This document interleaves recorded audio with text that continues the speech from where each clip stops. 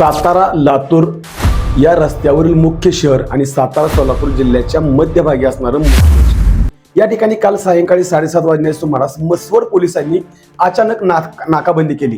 सहाय्यक पोलीस निरीक्षक संदीप पोमन यांनी ही नाकाबंदी केली. कारण या नाकाबंदीचं कारण कोणालाही कळत नव्हतं, पण अचानक विदाऊट नंबर प्लेट, त्यानंतर मॉडिफिकेशन केलेल्या गाड्या आणि विशेष म्हणजे वाहतुकीचं उल्लंघन करत असलेल्या अनेक गाड्यांच्यावरती ही कारवाई करण्यात येत होती. नक्की ही कारवाई कशी केली? या कारवाईच्या माध्यमातून 40 वाहनांच्या वरती कारवाई केली, पण याच्या माध्यमातून 26,000 रुपये दंड मसवड पोलिसांनी वसूल केला. या संपूर्ण गोष्टीची माहिती सविस्तर बातमीमधून घेणार आहोत. मसवडमध्ये वाहतूक शिस्तीसाठी पोलिसांचा धडाकेबाज ॲक्शन प्लॅन. सातारा जिल्ह्यातील मसवड शहरात कर्णकर्कश आवाज करणाऱ्या मोटरसायकली, मॉडिफाईड सायलेन्सर आणि वाहतूक नियमांचं उल्लंघन करणाऱ्यांविरोधात मसवड पोलिसांनी धडक कारवाई सुरू केली आहे आणि मसवड पोलीस स्टेशनच्या नेतृत्वाखाली शहरात विशेष नाकाबंदी व वाहन तपासणी मोहीम राबवण्यात आली. या कारवाई दरम्यान विना हेल्मेट वाहन चालवणे, नंबर प्लेटमध्ये फेरफार करणे, कर्णकर्कश आवाजाचे सायलेन्सर वापरणे तसेच वाहतूक नियमांचं उल्लंघन करणाऱ्या वाहन चालकांवर कठोर कारवाई करण्यात आली. मसवड पोलिसांनी केलेली ही कारवाई नागरिकांच्या सुरक्षिततेसाठी आणि शहरातील शांतता राखण्यासाठी योग्य आणि आवश्यक पाऊल असल्याची भावना नागरिकांमधून व्यक्त होतीये. विशेषतः सायलेन्सरमध्ये बेकायदेशीर बदल करून रस्त्यावर ध्वनी प्रदूषण करणाऱ्यांविरोधातील कारवाईमुळे नागरिकांनी समाधान व्यक्त केलंय. दरम्यान सामाजिक स्तरावरही या मोहिमेला पाठिंबा मिळत असून संदीप पोमन हे देखील ऍक्टिव्ह मोडमध्ये उतरले असल्याचं चित्र दिसतंय.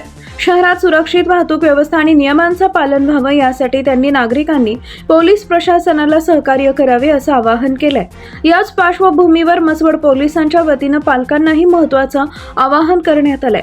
अल्पवयीन मुलांच्या हातात वाहन देऊ नयेत, हेल्मेटचा वापर अनिवार्य करावा आणि वाहनांमध्ये बेकायदेशीर बदल होणार नाहीत याकडे पालकांनी विशेष लक्ष द्यावं असं पोलिसांनी स्पष्ट केलंय. कारण वाहतूक नियमांचं पालन ही केवळ कायदेशीर जबाबदारी नसून प्रत्येक कुटुंब आणि समाजाच्या सुरक्षिततेसाठी जोडलेली बाब आहे. मसवड पोलिसांची ही कारवाई दंड वसुलीसाठी नसून नागरिकांचा जीव सुरक्षित ठेवण्यासाठी आणि शहरातील शिस्त कायम राखण्यासाठी असल्याचे स्पष्ट होत असून पुढील काळातही अशाच प्रकारची कडक कारवाई सुरू राहणार असल्याचा इशारा पोलीस प्रशासनानं दिलाय. आता आपण सविस्तर माहिती आणि सविस्तर बातमी पाहिली. खरं तर मसवड पोलिसांची ही कारवाई स्वागतार्ह आहे, पण याच कारवाईवर थांबून चालणार नाही. मसवड शहरातील मुख्य चौक सोडून सिद्धनाथ मंदिर परिसर, महात्मा फुले चौक, त्याचबरोबर न्यायालय परिसर आणि नगरपालिका असणारा रस्ता, या ठिकाणी देखील अवैध वाहतूक, त्याचबरोबर वाहतुकीची शिस्त न पाळणे यामुळं खरं तर आबालवृद्ध, महिला आणि शालेय विद्यार्थी यांना मोठा त्रास होतोय.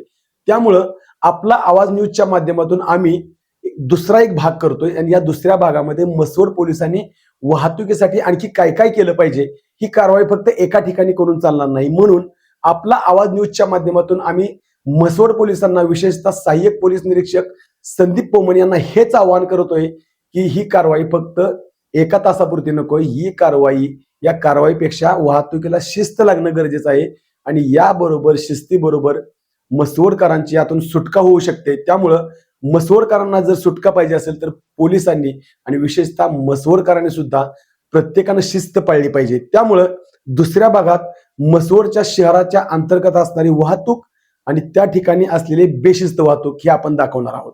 आपला आवाज न्यूज साठी संदीप जठार, मसवड. न्यूज साठी संदीप जठार, गोंदवले.